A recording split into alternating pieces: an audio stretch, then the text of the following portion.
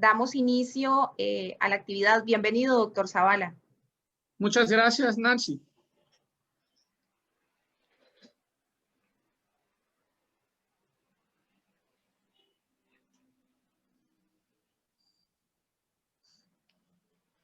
Sí. Buenas tardes, ¿me escuchan? Perfectamente. Ok, comenzaremos con la primera diapositiva, Nancy, por favor. Sí, creo que fue que a ver, estoy donde dice síndrome de pie diabético.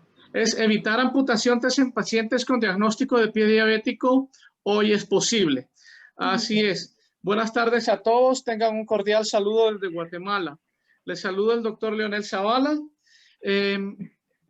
Con una pequeña presentación, pues yo ya tengo bastante experiencia en lo que se trata manejo y rescate de extremidades, manejo de pie diabético, y creo firmemente en el título que hoy vamos a exponer. Evitar amputaciones hoy por hoy es posible. No vamos a olvidar nuestras reglas y nuestros conocimientos básicos que aprendimos en la universidad.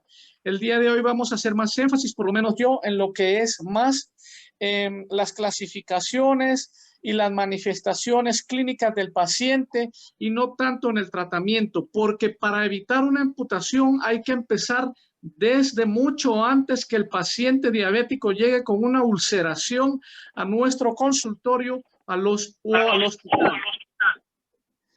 Además, quiero recalcar que hoy por hoy existen cantidad de medicamentos que favorecen evitar las amputaciones. La anticoagulación hoy por hoy nos ha facilitado mucho el trabajo. El uso de anticoagulación profiláctica en enfermedad arterial periférica, la utilización de insulinas, y en el cuidado de las heridas se ha avanzado mucho, porque eso es un punto muy importante para poder tratar también al paciente. El cuidado correcto de las heridas y la formación correcta de médicos, estudiantes y personal de enfermería para tratamiento de las heridas.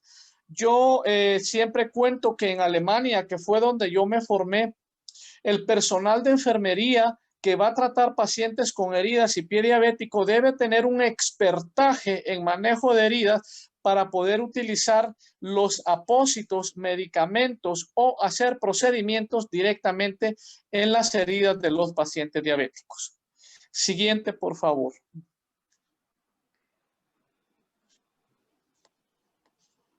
Permítame, no sé por qué se queda ahí. Vemos la siguiente.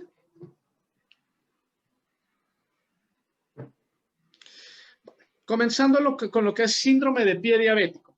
El pie diabético lo vamos a catalogar como un síndrome, y todos sabemos que es una complicación de la diabetes que se caracteriza por una ulceración, donde ya sea superficial o sea profunda, y el tejido del pie se va a destruir.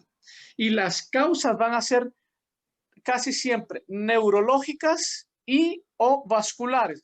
Normalmente vamos a encontrar una combinación de ambas, pero tenemos siempre que tener presente las dos, neurológicas o vasculares. Siguiente.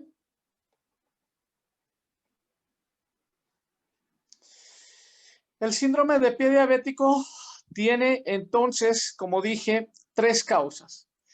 Causa neuropática, causa angiopática y en menor grado causa osteopática.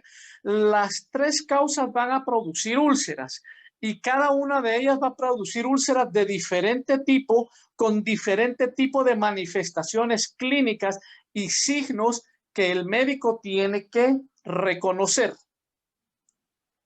Siguiente. Esta es una fotografía para ejemplificar los tres tipos de cambios que vamos a encontrar en los pies de los diabéticos de acuerdo a la causa que lo está originando.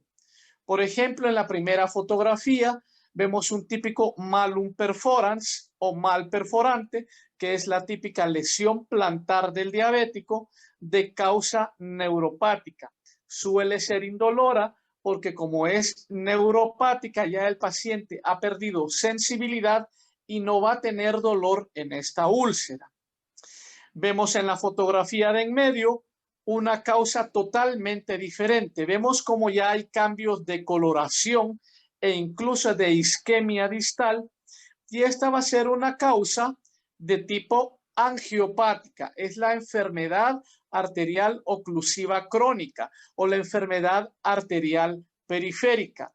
Muy, muy importante diagnosticarla desde antes que el paciente llegue en estas condiciones a nuestro consultorio. Y en tercer lugar, que lo vemos con mucho menos frecuencia, pero lo vamos a ver, es la osteoartropatía de Charcot. Es la deformidad del pie, y al deformarse el pie, el hueso o las articulaciones van a empezar a tener protuberancias que van a ulcerar también la piel. Esto también puede tener combinación de una angiopatía o de una neuropatía. La quise tratar por aparte porque en determinados pacientes el solo pie de Charcot es suficientemente grave como para deformar y ulcerar el pie. Siguiente. Este dato sí se los quiero recalcar, eso nos lo recalcaban mucho en Alemania. Está de ahí la referencia bibliográfica también, de donde se hizo la investigación. Es una condición que puede durar toda la vida con fases activas y ulcerosas y va a tener periodos de remisión. Hay que aclararle al paciente que ya se sanó de una herida o que ya se curó de una herida, que puede llegar a tener fases nuevamente de reulceración. ¿Y qué es lo que va a hacer que el paciente se reulcere? El mal control de la glucosa. No, cuando tratamos pacientes diabéticos, no tratamos solo el pie, no tratamos solo la herida. Tenemos que tratar el problema metabólico también, ya sea que lo tratemos nosotros o que refiramos al paciente con nuestro colega de medicina interna o el endocrinólogo, o lo hacemos nosotros, ya dependerá de cada caso, porque si el paciente ya presentó una úlcera, por pequeña que sea, es muy probable que vaya a seguir presentando úlceras con fases activas. La tasa de mortalidad en los pacientes que ya han presentado úlceras en las extremidades es prácticamente el doble comparativamente con la población no diabética. Siguiente. Hablando un poquito de epidemiología, vamos a encontrar diferentes datos. Estos datos yo los obtuve normalmente de la bibliografía de diferentes estudios alemanes. El pie diabético puede afectar hasta 25% de todos los diabéticos. En algunas bibliografías dicen del 10 al 15%. Pero de cualquier forma, con la cantidad de diabéticos que existen a nivel mundial, 15 a 25%, estamos hablando de cifras exageradamente altas, por lo que yo insisto en una adecuada formación y capacitación del personal en el manejo del pie diabético. Son igualmente afectados los diabéticos tipo 1 y tipo 2. Los estudios no demuestran ninguna diferencia. Ambos desarrollan pie diabético si tienen un mal control metabólico. Y es la complicación de la diabetes que más estancias hospitalarias conlleva. Y por ende, el costo hospitalario, el tratamiento de las heridas y del pie diabético es sumamente alto. En Guatemala, muchos de los hospitales nacionales lastimosamente no asumen este costo por ser exageradamente alto y optan mejor por un tratamiento más radical, que es más económico, más rápido, pero dejan inválido al paciente. Y ahí prácticamente estaríamos contradiciendo lo que queremos exponer el día de hoy. Salvar extremidades sí es posible. Y contamos con muchas de las herramientas para hacerlo. Y otro dato epidemiológico. Después de una amputación, de una amputación sin complicaciones, estoy hablando de una amputación exitosa, el paciente tiene una alta probabilidad de reamputación o de perder la extremidad contralateral en el transcurso de los siguientes 5 años. Estos datos, pues, los debemos tener en cuenta porque se los tenemos que decir al paciente. Yo siempre que voy a amputar a un paciente, le digo, si no controla su azúcar y no mantenemos un control de su problema circulatorio, usted podría perder la pierna en los siguientes 5 años. Siguiente. Bueno, ¿por qué se nota el pie diabético? A esta tabla pues no es tan compleja, perdón si la puse en alemán, que así fue como la encontré, pero y así la quise dejar, perdón, es la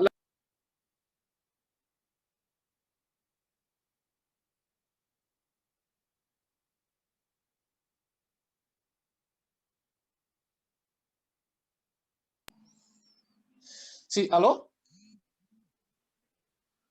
Ahí lo escuchamos nuevamente, doctor. ¿Ya? ¿Me escuchan? Sí, le escuchamos. Ya. Veamos el de fisiopatología, por favor.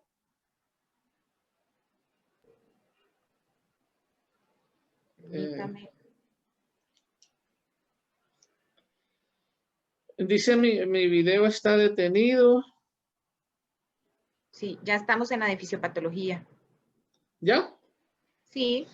Bueno, yo no veo aquí, me quedé. Bueno, ¿por qué se da un pie diabético?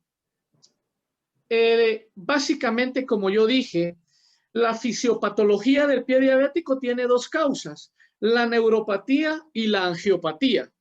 Esas son las 2 principales causas que nos van a originar una ulceración en el pie. La neuropatía, ¿por qué? Ya, siendo más específicos, la neuropatía la vamos a dividir en motora, una neuropatía sensorial y una neuropatía autónoma. Eso ya son tal vez muy detallados, pero a lo que quiero llegar es que la neuropatía va a ser de que las articulaciones tanto del pie como del tobillo tengan una movilidad limitada. También va a ser de que el pie pierda coordinación. Y por lo mismo, también por la neuropatía, el pie y las extremidades van a perder sensibilidad. El paciente va a tener alteraciones de la propiocepción. No va a sentir dolor y después va a empezar a sentir los famosos piquetazos, hormigueos y sensación de adormecimiento. Todo eso va a alterar la propiocepción del paciente diabético. ¿Y a qué nos va a llevar a esto también? Conforme va aumentando la neuropatía del paciente, esto yo lo aprendí hasta después, al principio yo no le daba tanta importancia, el paciente pierde la capacidad de sudoración del pie, el pie ya no suda. Las glándulas sudoríparas del pie se atrofian por la neuropatía. ¿Y qué pasa con eso? Que ya no suda el pie, que es tan importante. Yo no lo había comprendido. El pie se empieza a secar, ¿verdad? Y al el pie empezarse a secar y a no mantenerse húmedo, la piel pierde elasticidad. Y al estar el pie seco y poco elástico, van a empezar a aparecer fisuras y rajaduras en el pie. Esto es importante de por qué es importante tratar la neuropatía. Y estoy explicando la fisiopatología de por qué es que se dan estas rajaduras. Se pierde esa capacidad de sudoración del pie, ¿verdad? Y también la neuropatía nos va a llevar a deformidades del pie, ¿verdad? Las deformidades van a hacer también que hayan puntos de presión más álgidos y por ende estos puntos de presión se van a ulcerar con más facilidad. Al estar ya el pie más seco, sin capacidad de sudoración y deforme, cualquier pequeño trauma va a hacer que el paciente no lo sienta, que se infecte con facilidad y que se ulcere también con facilidad. Esto es básicamente la fisiopatología de la neuropatía diabética. Por otro lado está la otra causa, la angiopatía, ¿verdad? La angiopatía puede ser microangiopatía o la macroangiopatía. Los pacientes con pie diabético que presentan un dúplex con daños microangiopáticos deben ser tratados también como pacientes de alto riesgo, porque esto ya se considera una enfermedad arterial periférica, aunque tengan poca sintomatología, porque también la microangiopatía nos va a producir a la larga ulceraciones, que es lo que tenemos que evitar en un paciente diabético. Y la macroangiopatía, esto ya es más conocido, la alteración, la ateroesclerosis de los grandes vasos. Aquí ya estoy hablando de la femoral, de la poplitea, del tronco tibio-peroneo. Toda la alteración de estos vasos nos va a producir una isquemia, ¿verdad? Y al haber isquemia, esto nos va a llevar a una gangrena. Con facilidad el paciente va a desarrollar una infección y si no tratamos todo este cuadro, vamos a llegar a una amputación, que es lo que queremos hoy en día recalcar. Sí se pueden evitar las amputaciones. Siguiente.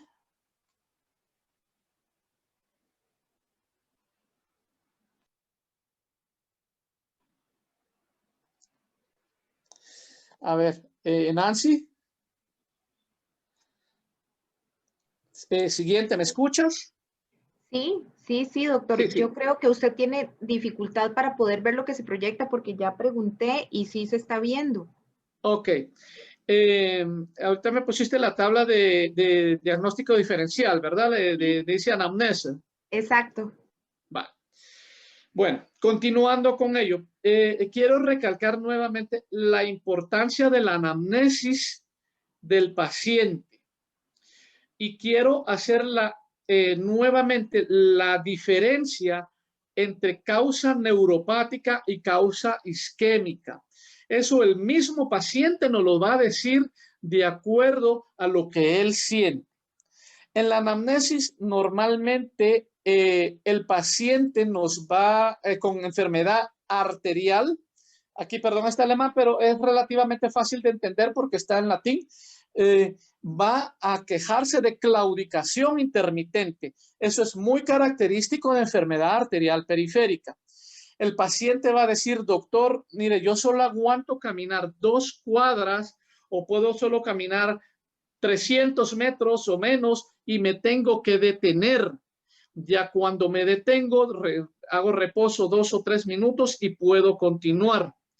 Con el tiempo, esa claudicación intermitente va a ir en aumento hasta que el paciente ya diga, no puedo caminar ni 20 metros porque empieza el dolor y en el peor de los casos va a haber dolor en reposo. Vamos a hablarlo más adelante porque esa es la clasificación de la Fontaine. Pero eso es bien importante cuando el paciente nos lo cuenta. Tengo dolor en la extremidad. En cambio, un paciente con neuropatía normalmente no se queja de claudicación intermitente. El paciente con neuropatía se queja de piquetazo, de dolor, etcétera, pero no de dolor isquémico. Continuando, la coloración también es muy importante. El paciente es de color rosado en una úlcera neuropática, mientras que en el otro es pálido hasta lívido. Toquemos también la temperatura de los pies. Los pies, la temperatura de los pies o de las extremidades es bien importante. Yo siempre pongo mis manos encima de las extremidades inferiores de los pacientes porque la temperatura, por mínima que sea, me va a orientar mucho del paciente. La toco más fría o más caliente y eso me va a orientar qué extremidad está enferma. La piel, también observemos la piel.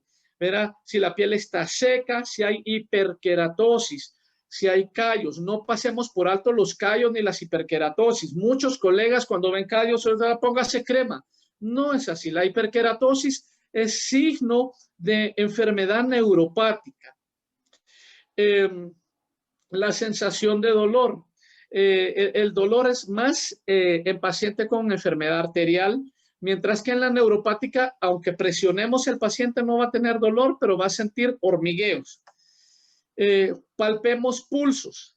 Es algo tan sencillo, tan barato y que nos va a dar muchísima información y que nos va a decir si podemos evitar o no una amputación en un paciente. Y las lesiones normalmente son en puntos de presión en pacientes neuropáticos, mientras que en pacientes con problema arterial son acrales, son muy distales. Siguiente, por favor. Aquí vamos a manejar estas dos clasificaciones, la clasificación de Lafontaine o la de Rutherford para el paciente con enfermedad arterial periférica y que nos está contando que claudica. Normalmente Lafontaine trata de 200 metros, a partir de 200 metros la claudicación. Si es mayor a 200 metros que el paciente puede caminar, es 2A, 2B, ya significa que el paciente tiene una enfermedad más severa, camina menos de 200 metros. Y lo peor es un dolor en reposo y el último estadio, la ulceración o gangrena. Y el paciente ahí tiene mucho dolor en reposo. Yo aprendí en mi escuela a utilizar clasificación de Lafontaine, pero hay muchos hospitales actualmente en los Estados Unidos y Europa que prefieren utilizar Rutherford para clasificar al paciente con ulceraciones en el pie y sospecha de enfermedad arterial. Siguiente. Este es solamente para mencionar, solo quiero decir, hoy por hoy hay muchas clasificaciones de pie diabético. Hay unas que ya están en desuso, existen alrededor de 25 clasificaciones. No existe una clasificación óptima o ideal de pie diabético. Cada hospital va a utilizar de acuerdo a sus recursos y a su experiencia y a sus resultados la que más les convenga. Yo voy a hablar las que más se utilizan en Estados Unidos y en Europa, la que yo aprendí a usar. Vagna, que es la que se ha utilizado por años, que ya prácticamente está obsoleta, que ya no se usa, porque si bien sirvió muchos años, se queda muy corta. Sigue siendo un parámetro de uso, pero hay que recalcar de los estudiantes que la dejen de usar. ¿Por qué? Porque se hizo una modificación que la hizo la Universidad de Texas y actualmente se conoce como Vagna Armstrong. Siguiente. Que la de Vagna Armstrong se deja prácticamente intacta la clasificación de Vagna original, pero se agrega si hay infección, isquemia o ambas, infección e isquemia. Esa es la que yo personalmente utilizo porque era la que utilizábamos en el hospital donde yo me formé. Pero actualmente se está utilizando una que está tomando cada vez más popularidad. Siguiente. Que es esta que prácticamente fue la que diseñó la Society for Vascular Surgery y es ya sea que le digan Wi-Fi o Wi-Fi, dependiendo cómo le digan ustedes, y va a hacer énfasis en la herida, en datos de isquemia y si el pie tiene o no tiene infección. Yo no he utilizado esta, pero en los Estados Unidos se ha tomado mucha popularidad. Se está utilizando mucho esta herida. La herida va a ser en base a celulitis y tamaño de la herida. La isquemia la vamos a medir, vamos a determinar la cantidad de oxígeno transcutáneo a través de un electrodo no invasivo en el pie y la infección en el pie en base a los parámetros que dice la tabla. Siguiente, quiero decir algo también. Existen más clasificaciones, muy buenas también, pero estas, Vagna Armstrong y Wi-Fi o Wi-Fi, son las que más se están utilizando en la mayoría de hospitales. Quiero decir, los mexicanos tienen una muy buena clasificación. Hay una que se llama de San Elian. Ellos la utilizan con mucho éxito y también algunos países de Latinoamérica. Repito, Japón tiene su propia clasificación también. Van a utilizar las que ustedes mejor se ajuste a sus recursos y a su experiencia.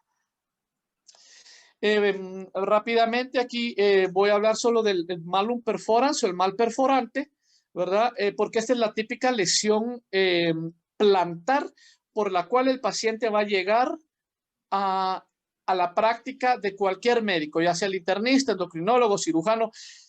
Mire, doctor, me salió una úlcera en el pie y no me duele. Siguiente. ¿Pero por qué es tan importante tratarla? Porque es a partir del mal perforante que va a entrar la mayoría de infecciones a tejido blando o al hueso y producir osteomielitis si no la tratamos a tiempo. Y el paciente no le va a presentar mucha importancia, no le va a dar mucha importancia porque como no le duele, no va a consultar hasta después. Siguiente. Esto es, por ejemplo, la consecuencia de no tratar un paciente con una úlcera plantar. El paciente tuvo 3 meses la úlcera plantar y hasta que presentó un absceso en el pie, empezó a presentar fascitis y un cuadro séptico severo, llegó al hospital. Y todo a causa de un mal perforante. Siguiente. Este es un mal perforante que tenemos que aprender a tratar, nunca a subestimarlo. Y es algo tan sencillo como poner el mal perforante a nivel de la piel para que se pueda regenerar y descargarlo. Siguiente. Descarguémoslo como nosotros creamos conveniente, ya sea por un walking, una bota, un yeso, un zapato de descarga anterior. Existen diferentes métodos para hacerlo. Lo que quiero recalcar aquí es la descarga del pie. Eso es muy importante para tratar la úlcera. Aquí ya podemos utilizar, por ejemplo, hidrogeles, apósitos de control bacteriano. El hidrogel funciona perfectamente en este tipo de úlcera porque nos va a limpiar la fibrina y el esfacelo. Y si además descargamos el pie, el hidrogel funciona fantástico en este tipo de úlceras que son las más comunes. Básicamente para hacer diagnóstico, que no es el tema de hoy, pero no nos íbamos yo por lo menos a concentrar tanto en el diagnóstico, pero siempre recalco algo. Palpemos pulsos. Si no encontramos pulsos, pidamos un dúplex. Si el dúplex sale patológico, pidamos una angioresonancia o si es posible una angiografía digital por sustracción. Si esto sale patológico, entonces referirlo al cirujano vascular. Siguiente. El paciente diabético puede desarrollar sepsis con mucha facilidad. Siempre le digo al paciente diabético, usted es un paciente especial o a los familiares, se complican con mucha facilidad. Siguiente. Y las complicaciones se da cuando el paciente no controla su glucosa. La hiperglicemia sostenida es la principal causa de complicaciones. De nada sirve que lavemos el pie, que pongamos los mejores apósitos, que debridemos la herida, si el paciente no controla su glucosa. Esa es la causa más importante. Y se ha demostrado que la insulina da mucho mejores resultados que los hipoglicemiantes orales en pacientes con pie diabético, ¿verdad? No se recomienda el uso en general, pero eso va a quedar a criterio del médico, ¿verdad? Porque la hiperglicemia aumenta la virulencia de los microorganismos patógenos. Pasamos a la siguiente, ya no voy a hablar tanto de esto. Siguiente. Siguiente. El lavado de la herida es muy importante. Lavemos la herida. Existen diferentes soluciones para lavar la herida, pero algo muy sencillo y efectivo es usar solución salina. No utilicemos gluconato de clorhexidina, soluciones con alcohol que se utilizan todavía en nuestros países. En Alemania y en Suiza, que fue donde yo tuve mi preparación, sencillamente se usa agua con sal. O si no, usamos lactato de Ringer. Soluciones fisiológicas para el lavado de herida es suficiente para un resultado excelente. Siguiente.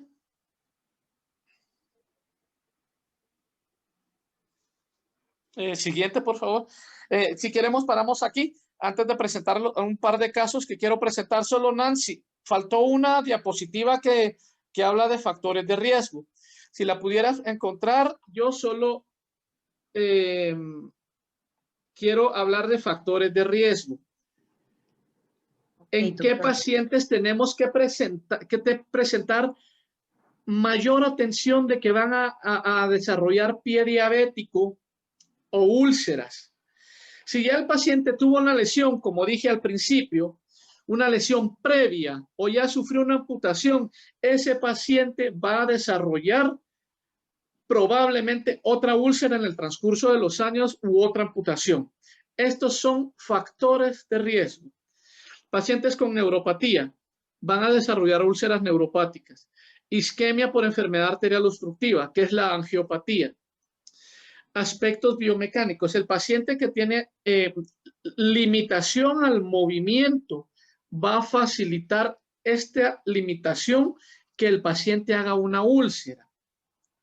Las hiperkeratosis o los callos. No subestimemos los callos. A veces nos dice, es un callo o una hiperkeratosis, es un engrosamiento de piel. Esto nos está orientando que el paciente tiene una neuropatía.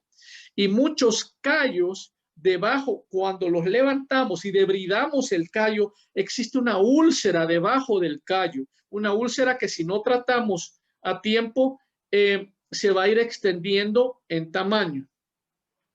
Pacientes con limitación de la visión. Si el paciente ya tiene una retinopatía diabética, muy probablemente va a tener también una angiopatía y va a ser un paciente que con facilidad va a presentar úlceras. Insuficiencia renal crónica, pacientes con depresión, pacientes que tienen diabetes de largo tiempo de evolución, también van a presentar úlceras. La edad del paciente, por arriba de los 70 años, es más fácil que presenten úlceras. Sexo masculino, la mayoría de amputaciones y de ulceraciones se dan en pacientes de sexo masculino, casi en una proporción de 5:1. La diferencia es notable. O hablando en porcentaje, 70% hombres, 30% mujeres. Y hiperlipidemias, hipertensión arterial, consumo de nicotina. También por eso los hombres son más afectados, ¿verdad? Y bueno, para terminar ya voy a hablar de los casos clínicos. Ya son solo un par de casos. Todos los pacientes que presenten heridas en las extremidades, ya sean de origen arterial o de origen neuropático, tenemos que respetar las fases de las heridas y comenzar de cero. No pretendamos aplicar un apósito, una crema, una pomada o un gel, como le dicen aquí en Guatemala, seguramente en otros países. Mire, doctor, deme un cicatrizante. No hay cicatrizantes. Tenemos que respetar las fases de las heridas. En esta foto yo tuve una paciente que por un edema severo, por insuficiencia renal, presentó una ulceración en la extremidad inferior, la cual presentaba mucha fibrina y esfacelo.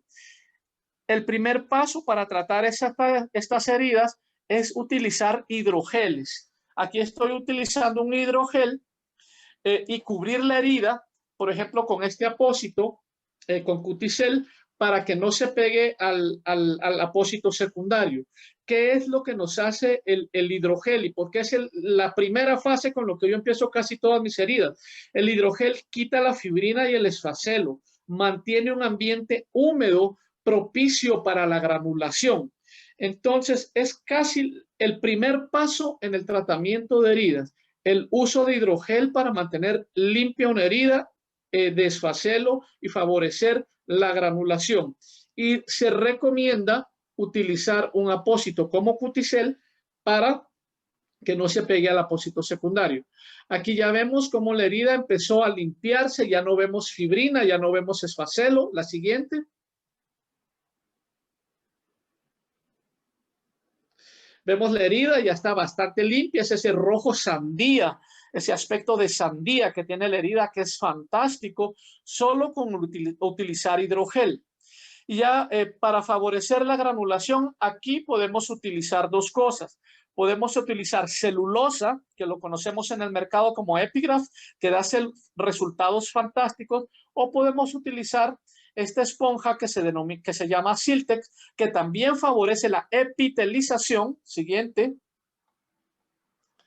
Y el resultado es bastante bueno en cuestión de pocos días. Este resultado, desde la herida hasta esto, tardó 4 semanas, un mes. Y la siguiente, quiero mostrar algo, ya realmente lo muestro como algo que yo estoy muy contento y muy asombrado de ver los resultados. Es una paciente que traté con terapia de presión negativa, con hidrogel, pero el tamaño de esta lesión, cualquier cirujano la ve y dice, ella hay que injertarla, porque ¿cómo vamos a tapar una lesión, sobre todo circular? Veamos la segunda foto. Es una lesión circular. Ella necesita un injerto, pero la paciente no tenía recursos para un injerto. Entonces, lo que hice siguiente fue aplicar celulosa. Esto es Epigraph. Y dije, bueno, esto no, me va a servir como un injerto. La paciente gastó muchísimo menos dinero. Siguiente. La siguiente, por favor. Y el resultado realmente fue fantástico. Aquí falta todavía en la parte de atrás. De hecho, ya no, la última foto no la puse. La paciente epitelizó 100% de las dos heridas con solamente la utilización de Epigraph, de celulosa. Pero también es muy importante, como les repito, a esta paciente yo la tuve bajo control de glucosa, de insulina, y le tuve que dar anticoagulantes profilácticos para mantener su circulación. Hoy por hoy está caminando sin ningún dolor, con su glucosa controlada. Siguiente. Bueno, básicamente eso es lo que les quería presentar, ¿verdad, Nancy? Muchas gracias al público. Muchas gracias, doctor Zavala. Uh-huh. Permítame para poder hacer host a la doctora Melissa.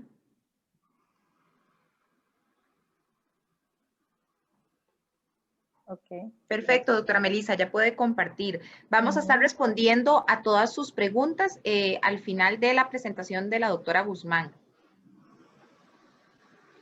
Me dicen si se ve aquí. Ahí estamos viendo, sí.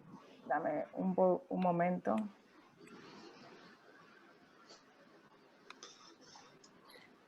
Espérenme. Ok. Ya va. Entonces, a mí me toca hablar sobre las guías, manejo, cuidado y prevención de las amputaciones en el pie diabético. Y vamos a comenzar inmediatamente con algunas cifras y estadísticas cortas. 382 millones de personas tienen diabetes en el mundo. Una de las causas más importantes de la amputación de miembros inferiores es esta, la diabetes. Y cada año 1 millón de personas pierde una extremidad. 80% de estas amputaciones están precedidas por una úlcera, o sea, que son prevenibles, porque ¿qué es lo que el paciente ve? La úlcera. Si a mí me da más miedo, me da más preocupación el paciente que no se presenta con una úlcera a mi consulta, porque el paciente que no se presenta con una úlcera viene porque generalmente vascularmente ella está muy comprometido, viene porque se le hace difícil caminar, porque le duele el caminar o por alguna otra manifestación de mayor envergadura, porque cuando el paciente tiene una úlcera no tarda en buscar atención porque es lo que está viendo. Y 50% de los pacientes con úlcera por pie diabético tienen una enfermedad arterial periférica. Esto es altamente importante de tener en conocimiento, pues muchas veces pasa que nosotros cuando nos estamos formando nos enseñan a encasillar a un paciente diabético en decir es un pie diabético y ya. Se nos olvidan que las úlceras por pie diabético, el paciente también puede estar cursando con una úlcera, con una insuficiencia venosa crónica, o que también el paciente, como lo dice esta cifra, está dentro del 50% que cursa con enfermedad arterial periférica. Y queremos solamente acuñarle las manifestaciones clínicas de la úlcera a la micro o macroangiopatía, sin tener en cuenta la enfermedad arterial periférica. Y eso es muy importante que lo tengamos pendiente. No sé cuáles de los invitados aquí son cirujanos vasculares, pero les digo desde ahora que tengo un alto respeto por su especialidad y que en mi equipo tengo el gusto de trabajar con 2 cirujanos vasculares, que son la doctora Joana Delgado y el doctor Romero, y también la doctora Siri de la Vega. Y sin ellos, la clínica de herida no tuviera el éxito que tiene. Es un trabajo en equipo esto que hacemos, pues nosotros tenemos a los pacientes que van a centro de atención primaria. Estos pacientes se refieren a un centro de atención especializada, ¿cuándo? ¿Cuándo se refieren? Los criterios que deben tener pendiente cada persona, cada médico de atención primaria, para saber cuándo referir a un paciente a donde un centro de atención especializada son los siguientes. Primero, que no palpe pulso, que no palpe el pulso en el pie. Segundo, que tenga una úlcera por pie diabético o un pie diabético con una úlcera que no cure, a pesar del manejo que se le está dando, ya lleva más de 4 semanas y no cura, es un paciente que debe ser referido a un centro de atención especializada. Una úlcera con una historia previa de otra úlcera, una úlcera con una intervención vascular previa, ya sea una safenectomía o una cirugía arterial, o una úlcera en un paciente que haya tenido una amputación previa. Considerando que según las estadísticas, el 85% de los pacientes con amputaciones previas va a tener una amputación del miembro contralateral en los 2 años subsiguientes. Y hasta ahora, me gradué en el 2014, de cirujana, y he visto que esta estadística no ha cambiado y es como un libro. Cada paciente que está amputado vuelve a los 2 años a mi consulta con una úlcera que probablemente venga y termine en amputación. Por eso es tan importante para mí enseñarles a todos los que yo entreno y a todas las enfermeras que han trabajado conmigo, y también enseñarles y hacer hincapié importantísimo en el índice tobillo graso. Es una parte importantísima de mi consulta hacer el índice tobillo-brazo a todos los pacientes que pasan de más de 40 años, con antecedentes o sin antecedentes de diabetes y con antecedentes o sin antecedentes de haber fumado. Es parte protocolar de mi ejercicio en medicina y es algo que me ha permitido identificar de manera precoz la enfermedad arterial periférica y poder tener un éxito en los pacientes pues se refieren al cirujano vascular y se manejan con la cirugía, con el cirujano vascular de manera temprana. Y la escala de Wi-Fi, que es sumamente importante, también se la aplico a todos los pacientes que van a mi consulta, pues la escala de Wi-Fi me dice, en este paciente que yo estoy viendo, cuál es el porcentaje de salvación de ese miembro, si es very low, si es low, o si es muy alto, o si es alto, y cuál es el porcentaje y cuál es el riesgo de amputación de ese miembro que yo estoy viendo, si es muy bajo, si es medio o si es alto. Con esa escala yo puedo saber, con la escala de Wi-Fi, qué es lo que yo tengo enfrente de mí y si vale la pena la cura, o si yo lo mando a revascularizar inmediatamente, si vale la pena revascularizarlo.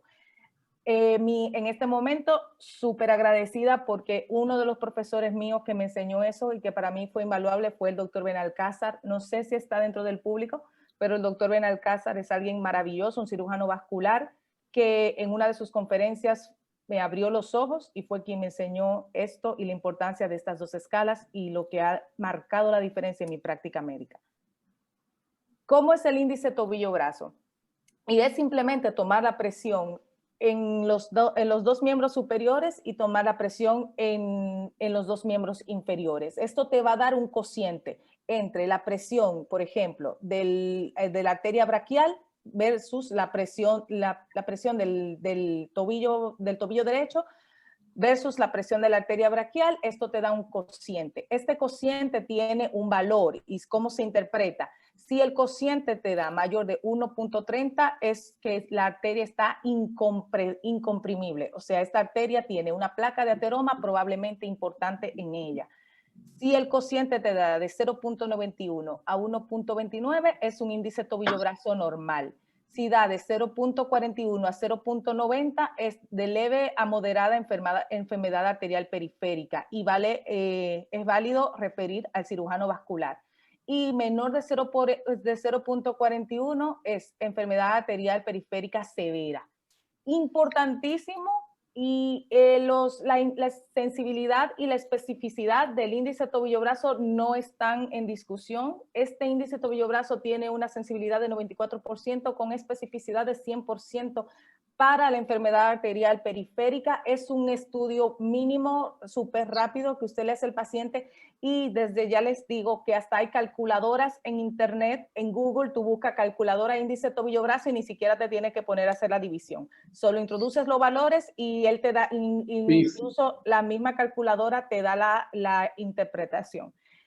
Es importante destacar con el índice tobillo-brazo que es más específico para estenosis en los miembros inferiores y de la arteria braquial y que la sensibilidad y la más alta efectividad la tienen para identificar estenosis severas más que estenosis de leve a moderada. Pero aún así es súper válido usarlo y se lo insto a que lo aprendan a tomar y que lo hagan parte de su consulta como un protocolo. Esta es la calculadora que ustedes encuentran en internet. Asimismo, usted inmediatamente incluye los valores que le está dando la presión. Usted va a tomar solamente la presión sistólica de entre las dos presiones que usted está tomando.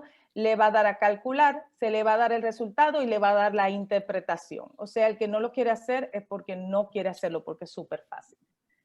Entonces, aquí están las guías de la International Working Group of Diabetic Foot, un grupo de expertos en Europa que se han juntado en varias ocasiones para discutir las cosas más importantes y los avances más importantes y sacar las conclusiones y decirnos a nosotros las guías, cómo nosotros vamos a manejar este pie diabético, a tratar de unificar los tratamientos para que cada quien no lo maneje como le da la gana.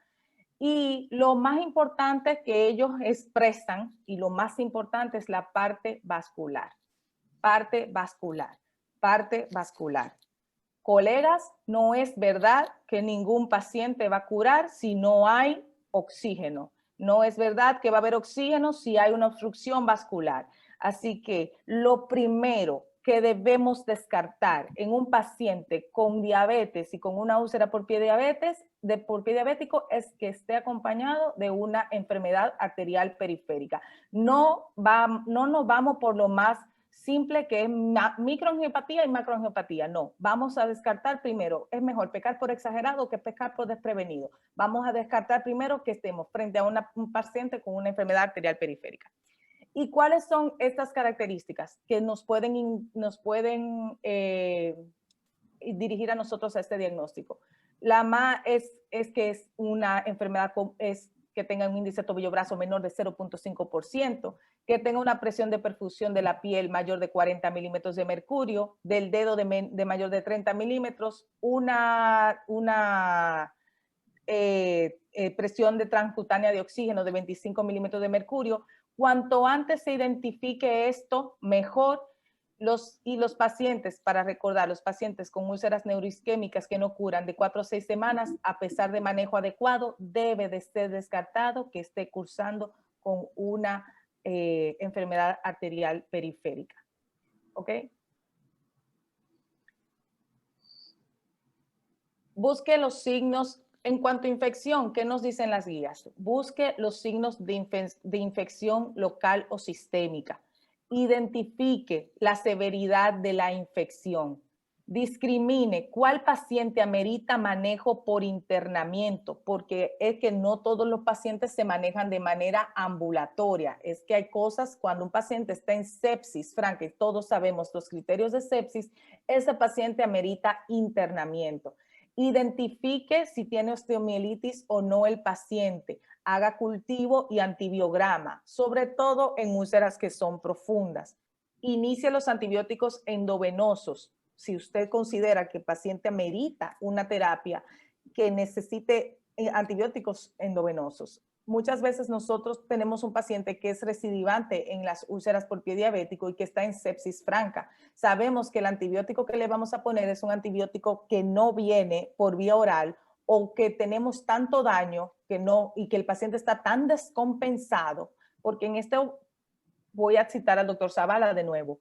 Usted no está tratando un pie, usted no está tratando una úlcera, usted está tratando un ser humano.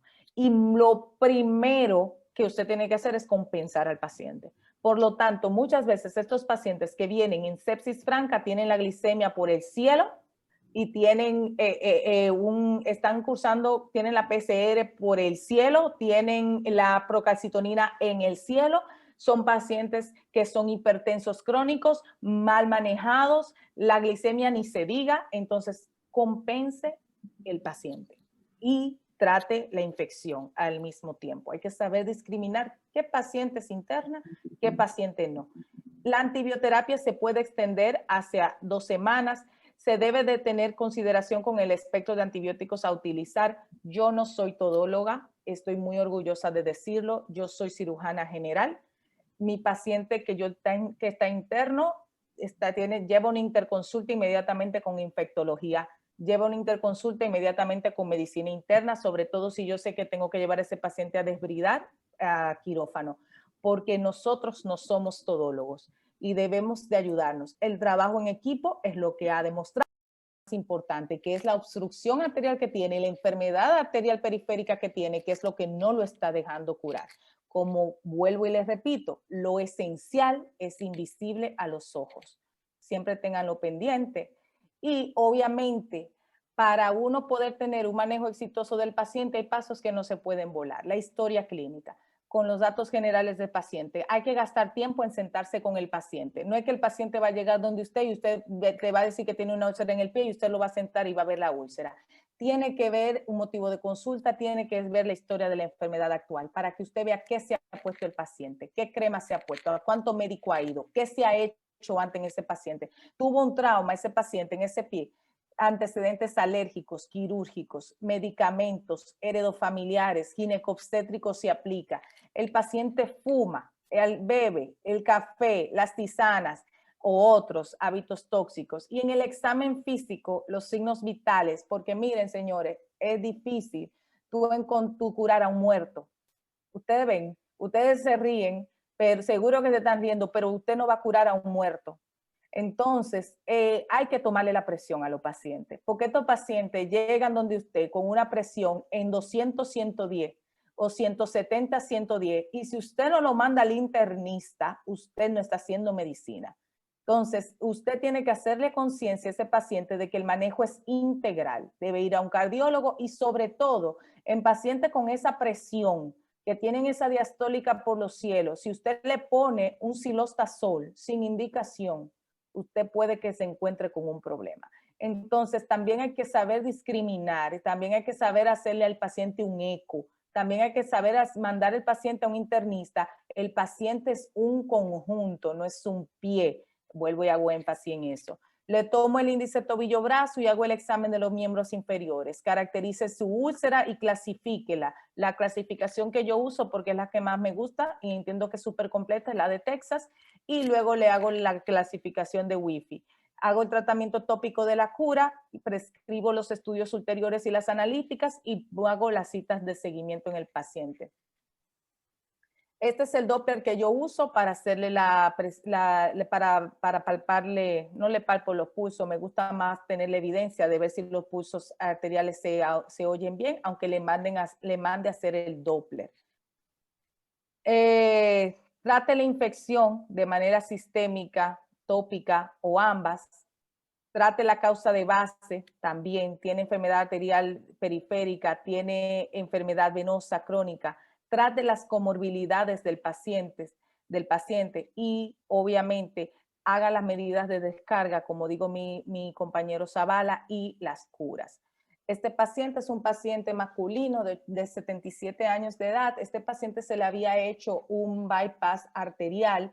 El cirujano vascular, luego de hacerle la cirugía, lo mandó donde mí para que yo me hiciera cargo de la úlcera. El paciente llegó, como lo están viendo ahí, en junio 17. Inmediatamente comencé con Cutimed Sorbact Gel y a la siguiente cura, miren la diferencia, al siguiente día cómo estaba. Cutimed Sorbact Gel y gasas puramente y visitas de seguimiento hasta que terminó en agosto 14 sano. Obviamente esto no hubiera pasado si el flujo no se hubiera restablecido, pero obviamente hay que recordar que los cirujanos vasculares, y no sé si hay alguno aquí, cobran por lo que saben y por lo que hacen. Entonces el cirujano vascular hace su cirugía, en mi caso, en mi clínica de heridas, y manda al paciente para que yo, la cirujana general, le haga la cura a los pacientes, y eso es lo que nosotros hacemos como trabajo en equipo. Y es lo que más ha dado resultado. Este paciente es un paciente diabético. Cuando yo lo recibí hace ya varios años, tenía 67 años de edad. El paciente vino porque se clavó un clavo en el pie, en el dorso del pie, pero como es diabético, tiene su neuropatía, no siente, se dio cuenta cuando ya estaba muy complicado y estaba botando sangre y el pie estaba hinchado. Entonces el paciente llega, como ven en la imagen superior de la izquierda, se lleva a, este paciente se le hizo una angiotomografía y en la angiotomografía el cirujano vascular que lo vio me dijo que no había nada que hacer porque la obstrucción era infrapoplitea y que lamentablemente el paciente tampoco tenía recursos para hacerse ningún bypass ni ningún cateterismo.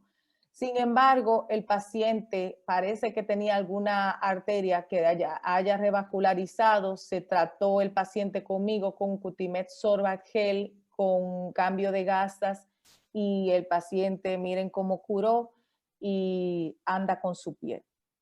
Anda con su pie. En última instancia, cuando el paciente granuló, yo le puse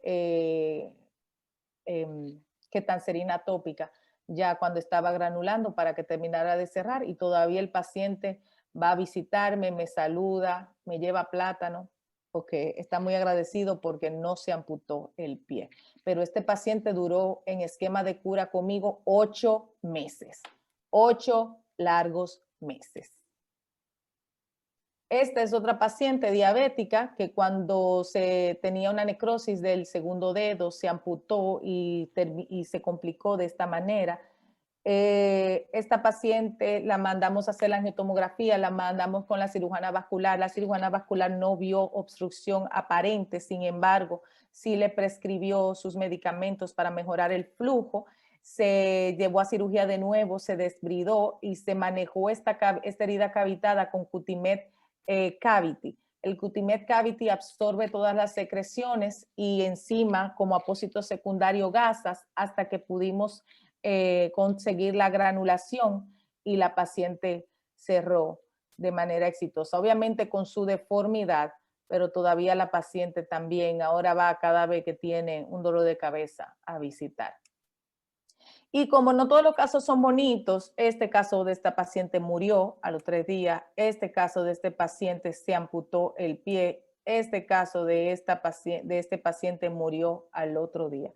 Estos son situaciones agudas de isquemia crítica que llegaron, que son del dolor de cabeza peor de los cirujanos vasculares y también de los cirujanos generales. No me gusta que me lleguen los pacientes así, creo que a ninguno de nosotros nos gusta que nos lleguen así, pero sí llegan y es imposible casi salvarlo porque no hay 20,000 pesos, no hay los estudios que el paciente tiene que hacerse, son muy caros y la mayoría no son cubiertos por los seguros del gobierno. Entonces tienen un pronóstico ominoso en este caso, estos pacientes. Sin embargo, ahora mismo nosotros en la clínica de heridas estamos aunando esfuerzos con instituciones de imagenología privadas para poner prioridad en la realización de la angiotomografía y junto a nuestro equipo ya tenemos a ese radiólogo que nos va a poner prioridad a los pacientes diabéticos que nosotros mandemos a hacerle las angiotomografías para las citas. Pues no es extraño que ustedes lo saben, que las citas se la ponen tarde a un paciente para hacerle una angiotomografía, y la angiotomografía es vital para los pacientes para poder revascularizar con tiempo y salvar la extremidad. Lo voy a dejar con este video.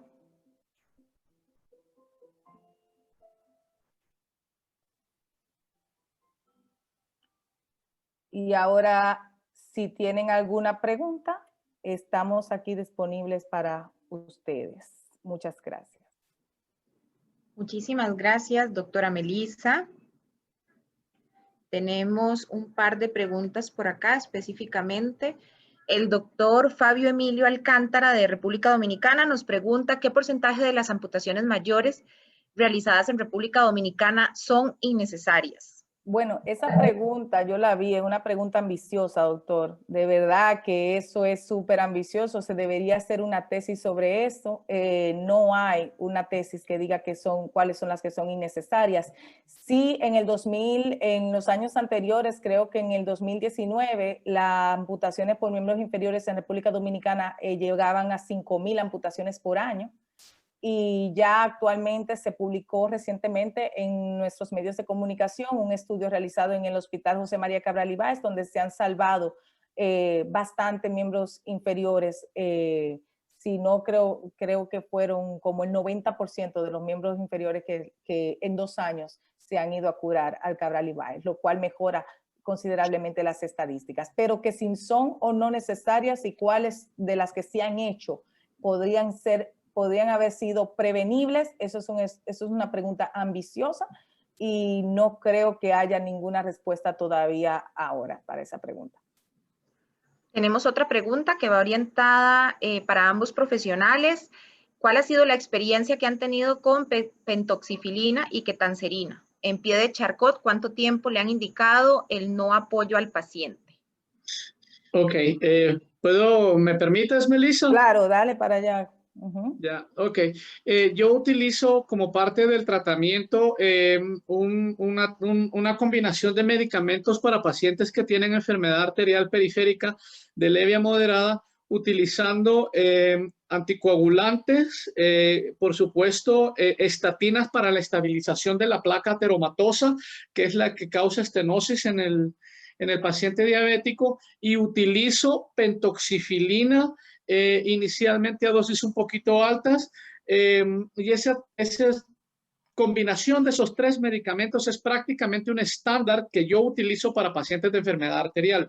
Los resultados han sido bastante aceptables, ¿verdad? Pero combinando los 3 juntos, no utilizando la pentoxifilina por sí sola, sino utilizándola con anticoagulante, estatinas y pentoxifilina para producir un mejor resultado.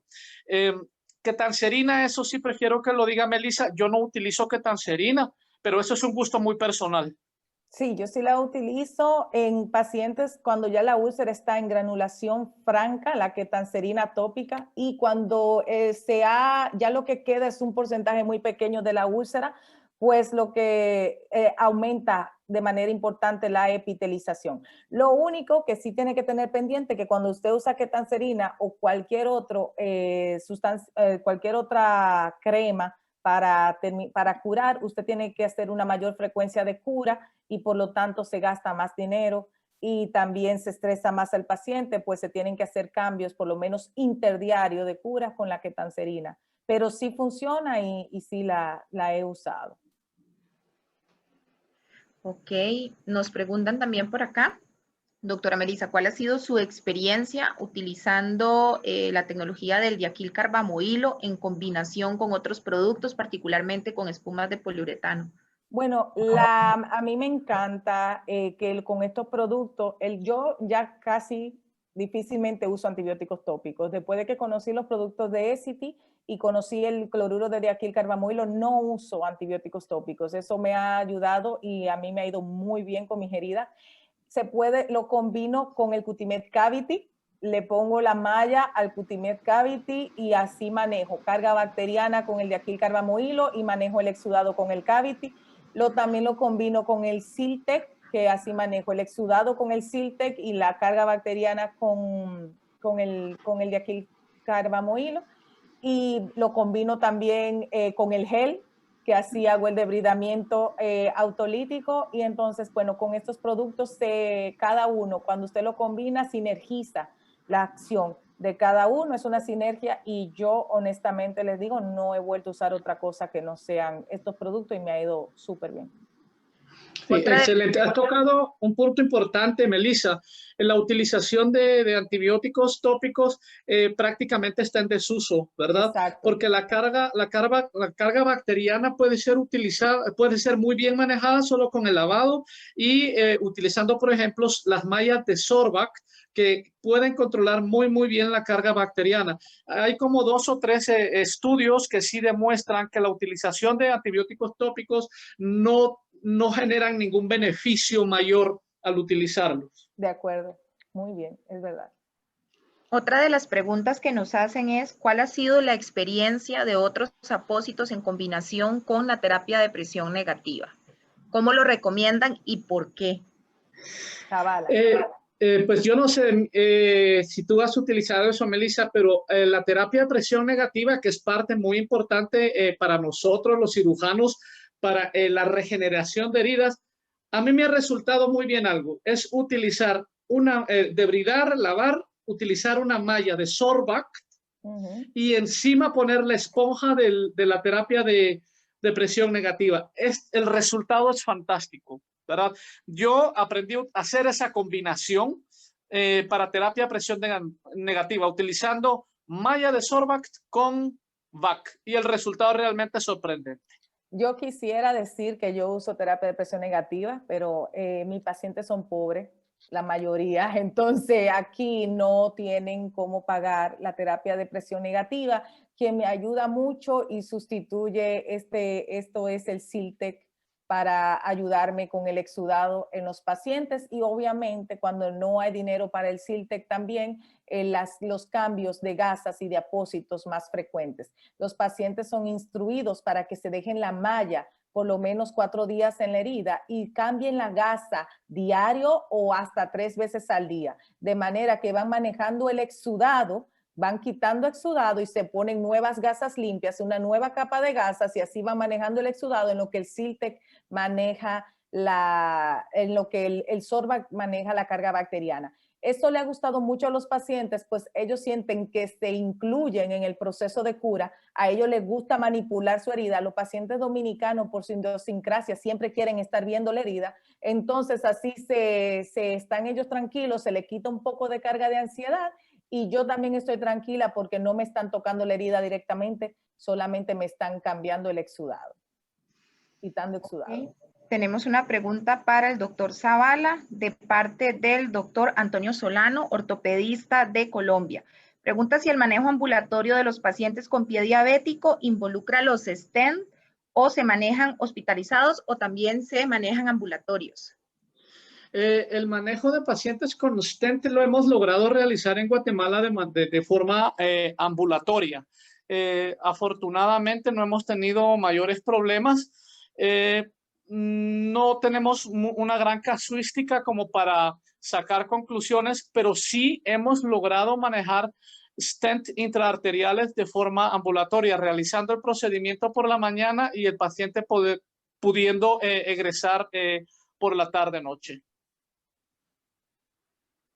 Ok, hay otra consulta de parte de un profesional de Guatemala que nos pregunta con cuáles de los apósitos contamos en Guatemala. Para ese profesional estoy enviándoles vía chat mi correo electrónico para poder brindarles más información acerca del portafolio que manejamos a través de nuestros distribuidores en cada uno de los países.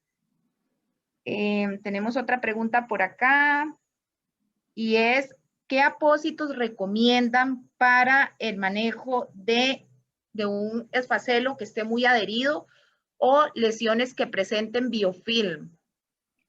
Bueno, es que también tenemos que recordar que hay una cosa que se llama desbridamiento quirúrgico y que por eso es, para los que no son cirujanos de aquí, para los que no son cirujanos que están dentro del chat y no pueden llevar al paciente a cirugía, el biofilm cede muy bien en algunos casos con el Cutimed Sorbac Gel, con el gel y la malla. Pero en algunos casos es obvio que no podemos estar esperando a que el desbridamiento autolítico haga su función y como cirujanos al fin tenemos que llevar al paciente a quirófano y hacerle un desbridamiento quirúrgico en sala, que eso aumenta que la cicatrización vaya más rápido.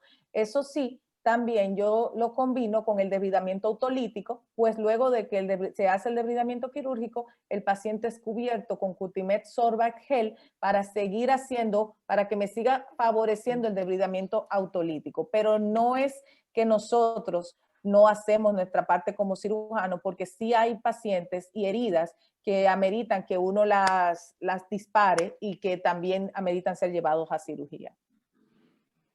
Excelente. Perfecto. Realmente por tiempo todas las demás preguntas pueden ser canalizadas a través de mi correo electrónico y yo estaré abordándolas con cada uno de los especialistas.